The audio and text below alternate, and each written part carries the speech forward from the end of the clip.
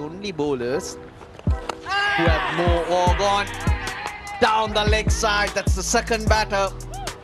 নাইমের কাছে পরাস্ত পুরো শ্রীলঙ্কা, একাই 5 উইকেট নিয়ে সম্মান বাঁচালো বাংলাদেশের।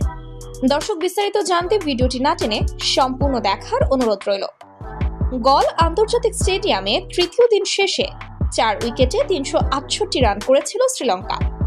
চতুর্থ দিন বাকি 6 উইকেটে 117 রান যোগ করে 485 রানে অল আউট হয় শ্রীলঙ্কা।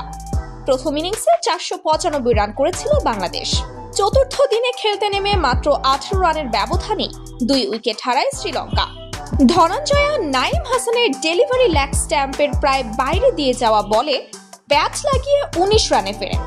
ফলে তার সঙ্গে 46 রানের ত্রুটি ভাঙে কামিন্দোর। অভিজ্ঞ ব্যাটার কুশল মেন্ডিসও বেশিক্ষণ টিকতে পারেননি। 5 রান করেই তিনি হাসান মাহমুদের বলে একই স্টাইলের বল খেলতে গিয়ে ক্যাচ দেন লিটনের হাতে। এর ভেতর ব্যক্তিগত টেস্ট ক্যারিয়ারের পঞ্চম 50 তুলে নেন কামিন্দো। আর শ্রীলঙ্কা 6 উইকেটে 465 রান তুলে মধ্যাহ্ন বিরতিতে যায়।